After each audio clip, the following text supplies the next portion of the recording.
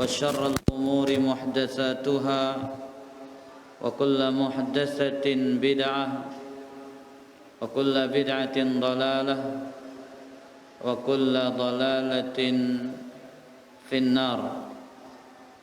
Kaum muslimin dan kaum muslimat rahimani wa rahimakumullah. Alhamdulillah, kita memuji Allah Azza wa Jalla atas segala kenikmatan, atas segala karunia yang Allah Azza wa Jalla telah berikan kepada kita semua. Salah satu nikmat yang besar adalah nikmat berada di atas jalan ketaatan, nikmat berada di atas jalan kebaikan.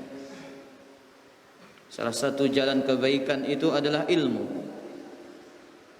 Rasul sallallahu alaihi wasallam bersabda dalam hadis yang diriwayatkan oleh Imam Tirmidzi, "Man kharaja fi talabil ilm kana fi sabilillah hatta yarji'." Barang siapa yang keluar menuntut ilmu, maka dia berada di jalan Allah. Dia sedang berjihad sampai ia kembali pulang ke rumahnya. Makanya dahulu salah satu sunnahnya para salaf dalam urusan ilmu ini, mereka melakukan ar-rihlah fi talabil ilmi. Mereka mengembara untuk mencari ilmu agama. Mereka berpindah dari satu negeri menuju negeri yang lain dalam rangka mencari ilmu. Makanya dahulu dikatakan oleh para ulama kita, al-ilmu yu'ta ilaihi wa la ya'ti. Ilmu itu didatengin. Ya, ilmu itu didatangi, bukan dia datang kepada kita. Ilmu itu didatangi, bukan dia yang datang kepada kita. Tapi alhamdulillah sekarang dengan kemudahan, ya, guru-guru kita yang keliling, ini nikmat dari Allah Azza wa Jalla. Allah permudahkan jalan ilmu bagi kita. Alhamdulillah, kita kembali membaca hadis-hadis pilihan dari kitab Al-Jami' Bulughul Maram. Kita akan membaca pada kesempatan kali ini hadis yang berkaitan dengan mencela orang mati. Hadis yang diriwayatkan oleh Ummul Mukminin radhiyallahu taala anha, Aisyah, qalat qala Rasulullah sallallahu alaihi wasallam. Beliau berkata, Nabi sallallahu alaihi wasallam telah bersabda, "La tasubbul amwata fa innahum qad afdau ila ma qaddamu." Janganlah kalian mencela orang-orang yang sudah meninggal dunia, karena sesungguhnya mereka telah menjumpai ganjaran dan balasan terhadap apa yang telah mereka perbuat. Janganlah kalian mencela orang-orang mati, karena sesungguhnya mereka telah mendapatkan ganjaran dan balasan apa yang telah mereka perbuat. Hadis ini diriwayatkan oleh Imam Al-Bukhari. Wa rawat Tirmidzi, dan dalam riwayat Imam Tirmidzi dari Mughirah ibnu Syu'bah, semoga Allah meridainya, Di situ ada tambahan lafaz fatu'dzul ahya. Janganlah kalian mencela orang mati, karena itu akan menyakiti orang-orang yang masih hidup. Para jemaah yang dimuliakan oleh Allah Azza wa Jalla, mencela orang mati min masawi'il akhlaq, termasuk akhlak yang tercela. Salah satu perkara yang dilarang dalam syariat. Kita menjauhi yang haram, demikian juga kita menjauhi akhlak yang tidak baik. Kita menjauhi perkara riba, kita menjauhi perkara syirik, kita menjauhi perkara-perkara yang Allah haramkan. Demikian pula kita dituntut untuk menjauhkan diri kita dari akhlak-akhlak, perangai-perangai, tingkah laku yang tercela di dalam syariat. Sebagaimana ucapan yang disebutkan oleh salah seorang tabi'in, Abdurrahman ibn Mahdi rahimahullah. Apa kata beliau? Liyattaqir rajulu dana'atal akhlaq kama yattaqil harama.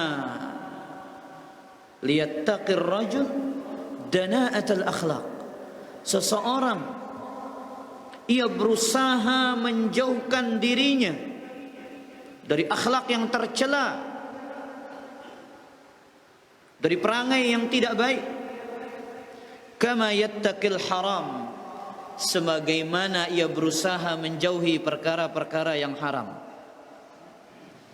Tepacu ngenang pepasi haram, tetu berusaha, kita bersungguh-sungguh berusaha menjauhi perkara yang haram. Demikian pula kita berusaha menjauhkan diri dari akhlak-akhlak yang tidak terpuji di dalam agama ini. Nah, dalam hadis ini apa kata Rasul sallallahu alaihi wasallam? La tasubbul al-amwat. Jangan mencela orang-orang yang sudah mati. Hadis ini menunjukkan dalilun ala tahrimi sabbil amwat, haramnya mencela orang yang sudah mati. Ya, dengan mati haram tercela. Bapa lagi kisi masih hidup, haram mencela orang yang telah meninggal dunia, apalagi yang masih hidup. Wal wuqu' fi a'radihim, dan larangan untuk merusak kehormatan mereka. Lihat para jamaah, mungkin ia sudah menjadi tulang belulang, mungkin jasadnya sudah bersatu dengan tanah, tapi kehormatan seorang muslim itu hidup maupun mati tetap terjaga, karena dia seorang muslim. Makanya lihat bahasa Nabi, la tasubbu littahrim, jangan mencela.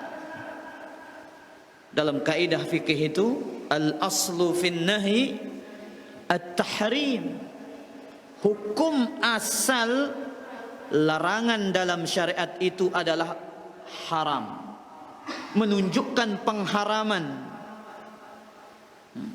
Menunjukkan apa? Pengharaman. Dan ikhwatal iman azani Allah wa iyyakum, mengenai mencela ini, dia dosa besar, bukan dosa kecil.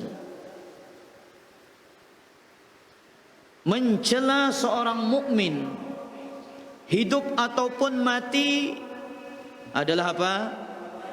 Dosa besar.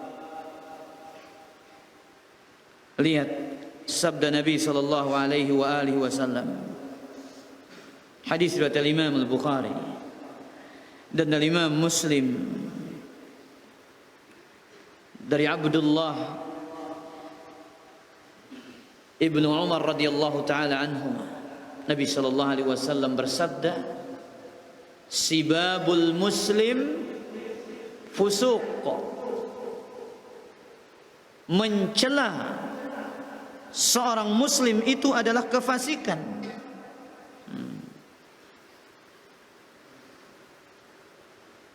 Jadi hadis ini disebutkan oleh Imam Al-Bukhari dari riwayat Zubaid. Ia bertanya tentang orang-orang Murji'ah. Orang-orang Murji'ah ini adalah salah satu kelompok yang menyimpang dan sesat, yang meyakini amalan tidak termasuk iman, sehingga kemaksiatan tidak membahayakan iman. Itu kata orang-orang Murji'ah. Apa keyakinan mereka? Ya, amalan bukan termasuk iman, sehingga kemaksiatan itu tidak membahayakan iman. Zubaid ini bertanya kepada Abu Wa'il tentang akidah Murji'ah ini. Kemudian Nabi SAW mengatakan, "Sibabul muslimi fusuqun wa qitaluhu kufrun." Mencela seorang muslim adalah kefasikan dan membunuhnya adalah kekufuran.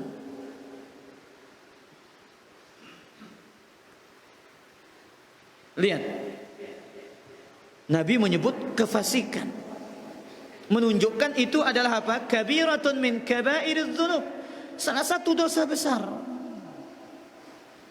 Ya, bahkan mencela seorang mukmin itu seperti membunuhnya. Mencela seorang mukmin itu seperti apa? Membunuhnya. Mana dalilnya?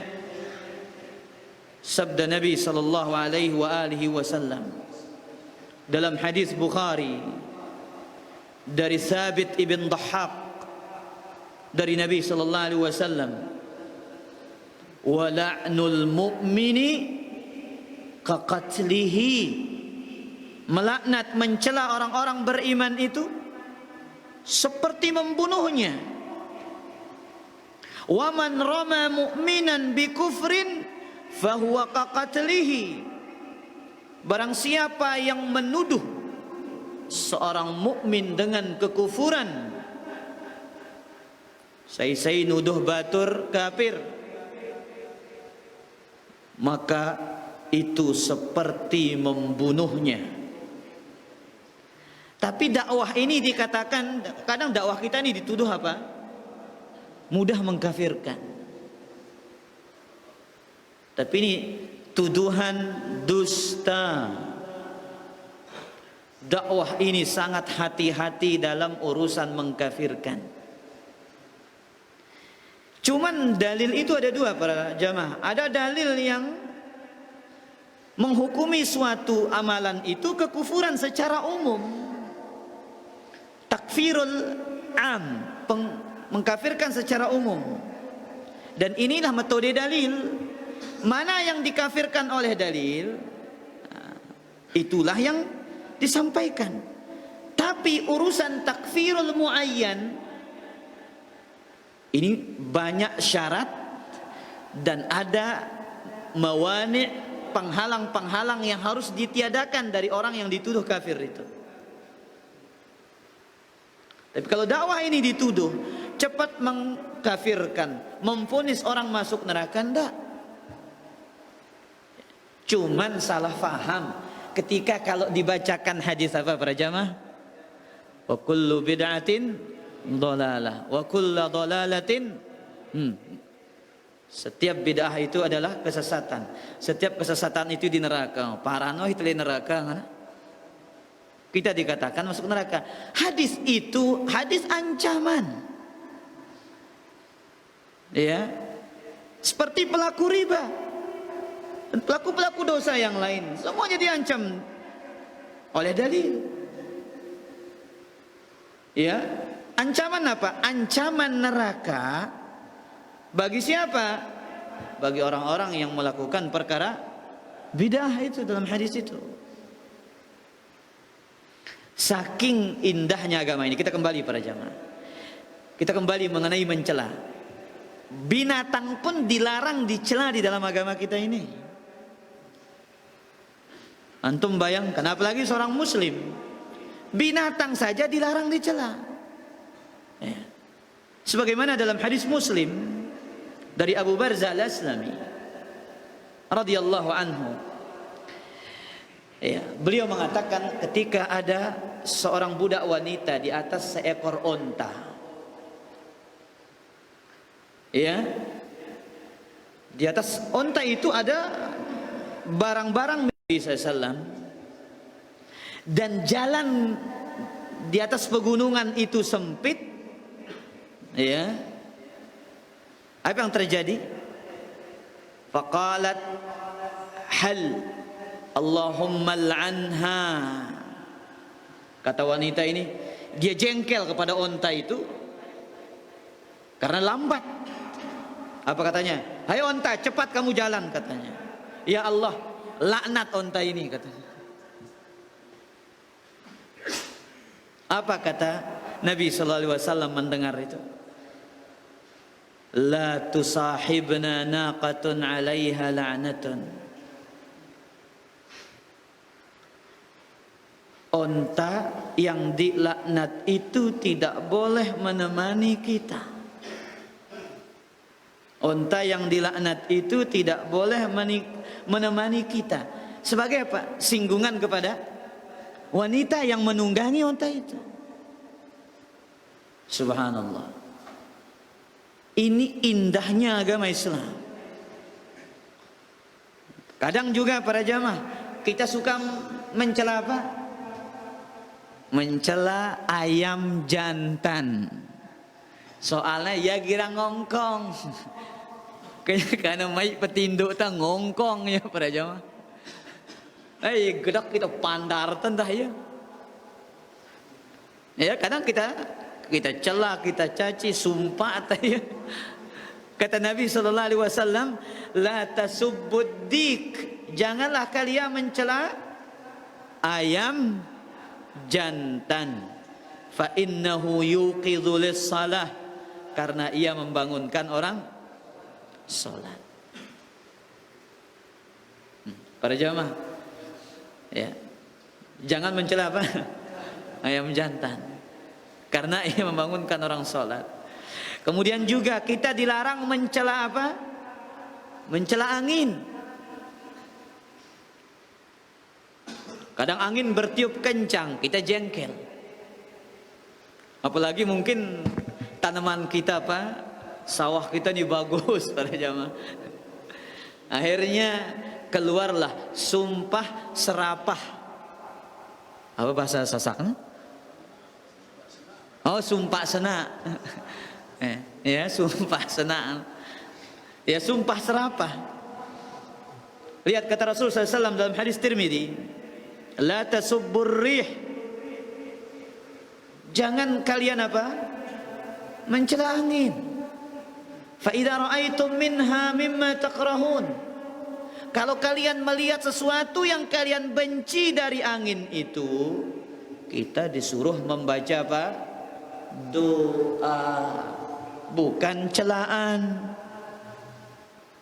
Lagu be juga doa atau nyelakno nang ini para jamaah. Juluandang nyelakno nang ini. Ya, Allahumma inni as'aluka min khairi hadzal rih wa khairi ma fiha wa khairi ma ursilat bihi wa na'udzu bika min syarri hadzal rih wa syarri ma fiha wa syarri ma ursilat bihi. Kemudian juga kita dilarang mencela apa? Mencela masa, mencela waktu. Binatang dilarang dicela. Kemudian dilarang dicela juga apa? Angin. Kemudian dilarang mencela apa? Masa.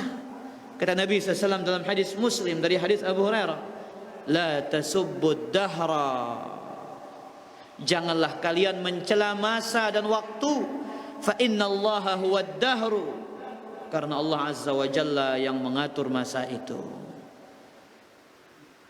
Bahkan penyakit para jamaah tidak terkira nyelak sakit. Salah satu penyakit yang larang dicela itu penyakit apa?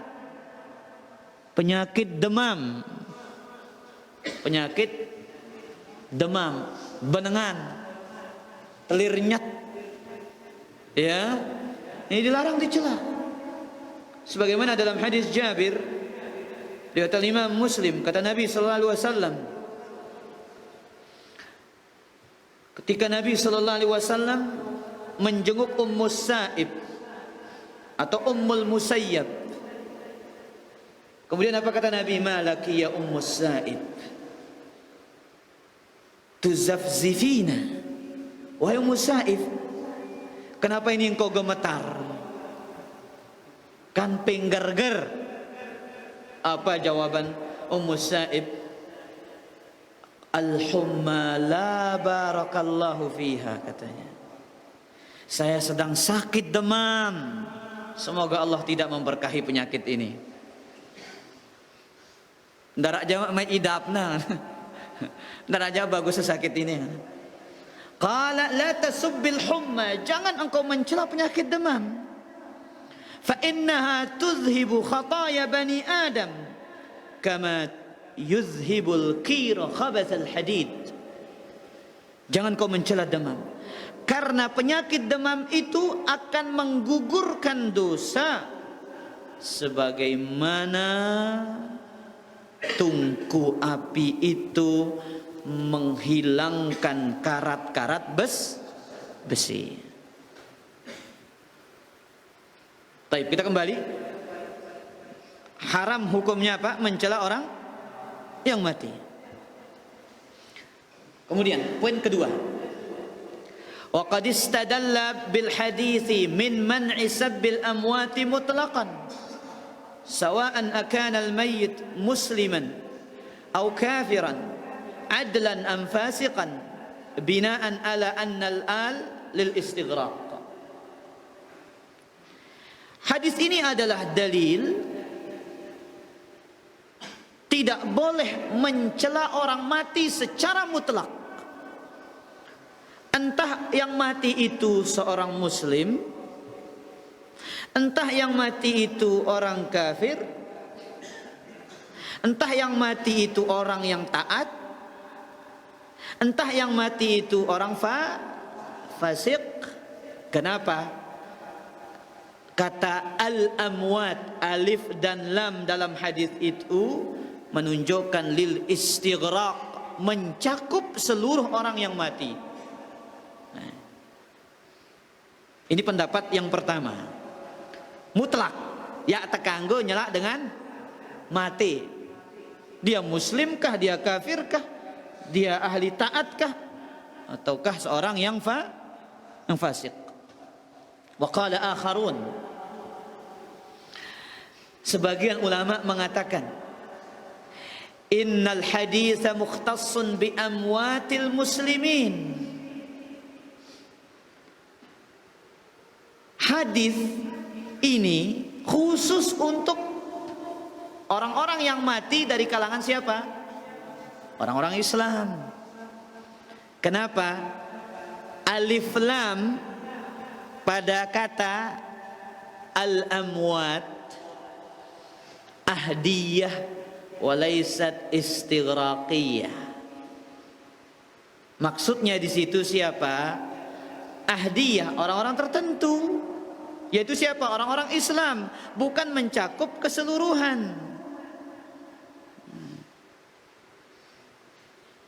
Yang mana yang menjadi bukti? Qad afdau ila ma qaddamu, karena mereka telah mendapatkan ganjaran mereka. Maksudnya di sini menunjukkan itu adalah orang-orang Islam.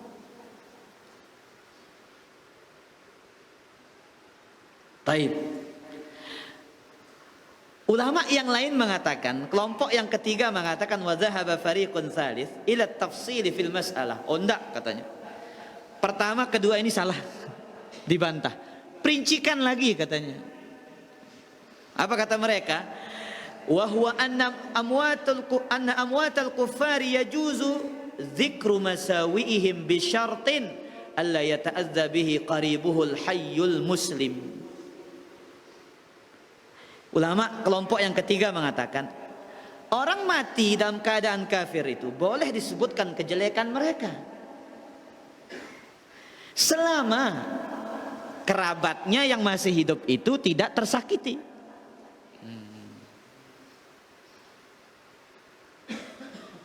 Ya, selama apa?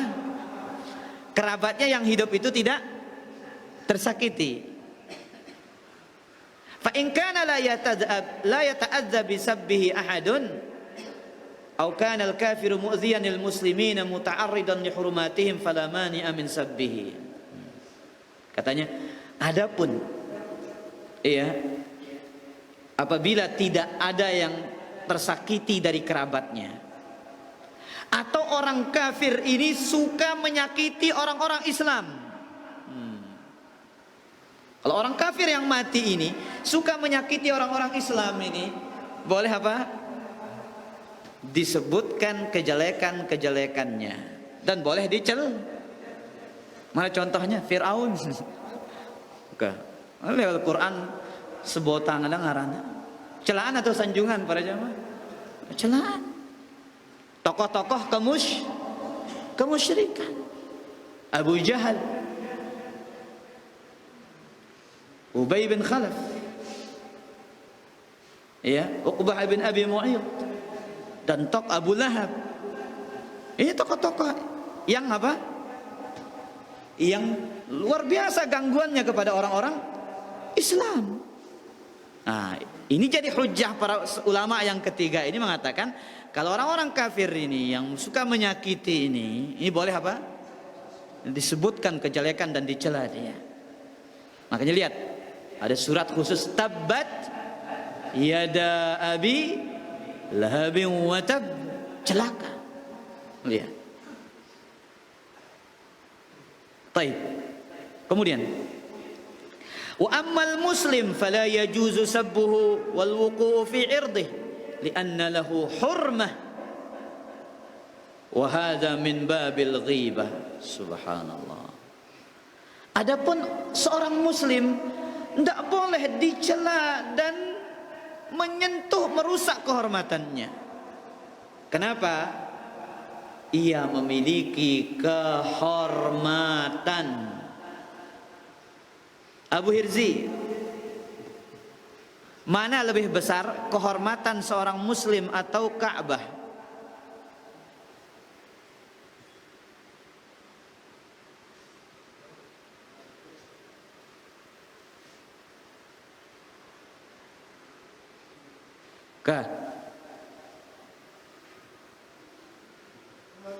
Di teman nau ka la adri ndak kami tebak-tebakan jana.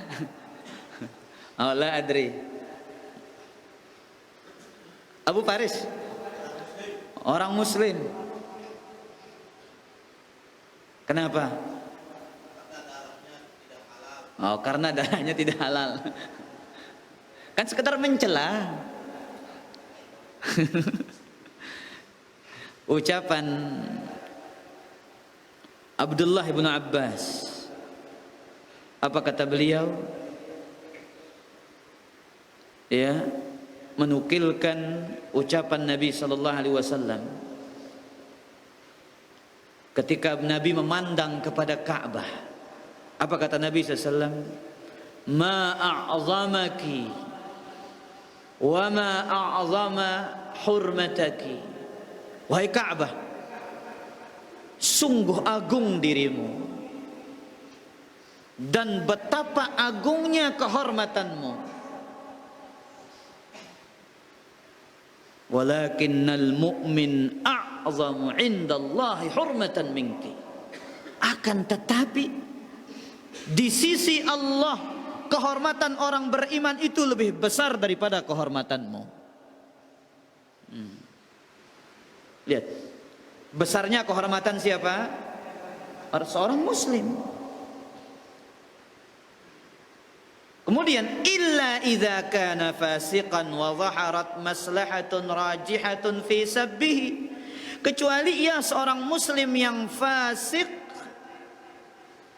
ya, ada maslahat untuk kita mencela dan menggibahnya. Kenapa? Fa innahu yajuzu dzikru masawihi lit-tahdhiri minhu wat-tanfiri anhu. Boleh menyebutkan kejelekannya untuk memperingatkan orang lain dari kejelekan dia. Jangan berteman dengan fulan. Kenapa? Oh, dia keras. Apa? Masih melakukan hal-hal yang haram. Masih suka menenggak minuman keras misalkan. Dan yang lainnya. Ini boleh. Bahkan di antara disebutkan oleh para ulama misalkan, ada orang yang tidak mau membayar hutangnya padahal dia mampu.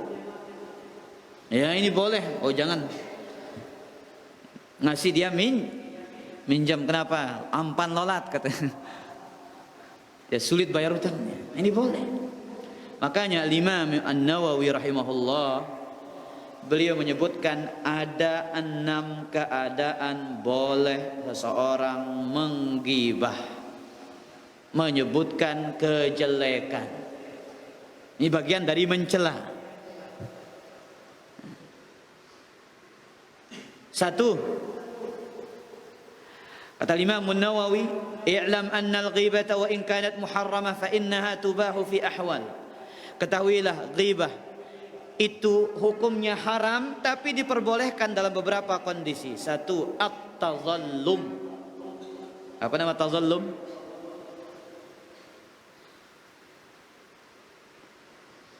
Mengadukan kezaliman. Mengadukan kezaliman.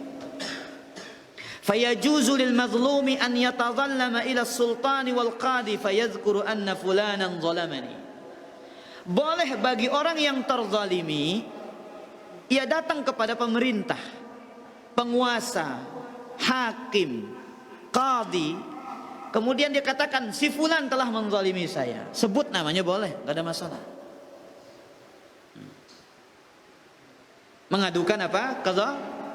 Kezaliman. Boleh kita sebut orangnya. Yang kedua, al-isti'anatu ala taghyiril munkar wa raddil 'asi ila shawab. Meminta bantuan untuk merubah kemungkaran dan mengembalikan pelaku maksiat kepada jalan yang benar. Ini boleh. Datang kepada misalkan apa? Pihak berwenang, bahasanya pihak ada orang sedang apa? Minuman keras misalkan, kemudian mengganggu orang tidur, boleh dia datang. Oh, si fulan dan si fulan begini, tolong bantu kita untuk apa? Menertibkannya. Boleh. Yang ketiga, al-istifta, meminta apa? Fatwa. Sebagaimana kisah istrinya Abu Sufyan yang datang kepada Rasul sallallahu alaihi wasallam bertanya, "Kanggo kita mbet apa?" Kayak pengen nyebuk-nyebuk ngana. Disuruh ambil yang mencukupimu dengan kebaikan. Ini namanya istifta dalam rangka mencari fatwa, boleh. Yang keberapa? Yang keempat, tahdzirul muslimina minasyarri wa nushihim, memperingatkan kaum muslimin dari kejelekannya. Kajarhil majruhina minar ruwat, seperti Apa bahasanya? Ini bahasa ahli hadis itu jarhul majruhin. Lalu ayunan, apa bahasa Indonesia yang pas ini? Kejelekan perawi. Nah, menyebutkan kejelekan perawi. Ya. Menyebutkan apa? Kejelekan perawi. Ini boleh. Maka dari sini para ulama mengambil apa? Bolehnya menyebutkan kejelekan para ahli bid'ah. Bukan personnya, tapi penyimpangannya. Bukan menyerang orangnya, tapi yang diserang adalah akidahnya yang menyimpang, penyimpangan-penyimpangannya yang telah disebar kepada kaum muslimin. Ini boleh dibantah, disebutkan namanya. Makanya dulu lihat para perawi itu, fulan kadzab, Walid bin Muslim mudallis, si fulan wadda, tukang palsu hadis, si fulan mubtadi', apa? Pelaku bid'ah. Fulan rumiya bit tasyayyu', fulan dituduh menganut madhab Syiah. Ini boleh. Bukan termasuk apa? Ghibah. Misalkan Andika, banyak kesesatan, penyimpangan disebarkan. Oh, Andika itu apa? Banyak kesesatannya dia. Jangan ngaji sama dia. Antum sebagai contoh ini.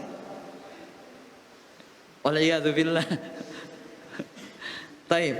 Kemudian yang kelima, nah ini dia, ayyakuna mujahiran bi fisqihi au bid'atihi. Nah, kata Imam Nawawi, orang yang terang-terangan menampakkan kefasikan dan kebidahannya.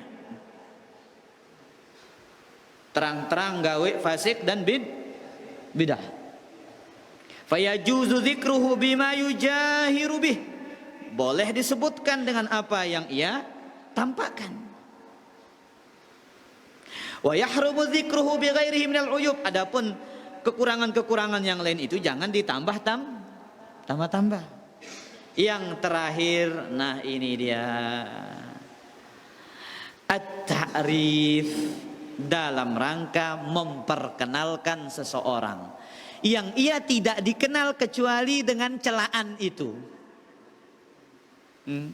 Dulu ada perawi-perawi dalam Sahih Bukhari, perawi ini para jamaah namanya Al-A'mash. Siapa nama aslinya? Sulaiman ibn Mihran. Kemudian ada namanya Al-A'raj. Siapa nama aslinya? Abdurrahman ibn Hurmuz. Al-A'mash ini apa artinya? Buta. Atau bahasa kasar, pekeak kan? Ya. Atau Al-A'raj, pincang. Tapi ini disebutkan Anil A'mash, Anil A'raj. Dalam Sahih Bukhari banyak disebutkan seperti ini. Kenapa? Ia dikenal dengan nama itu. Ya, ia dikenal dengan nama itu. Makanya kalau ada orang yang afwan pada jamaah, dia tidak dikenal kecuali dengan celaannya, boleh disebut dengan kekurangannya itu. Tahu dikebalen ini, saya, aku tahu na, sebutna, singene ini, tahu pun nih ya.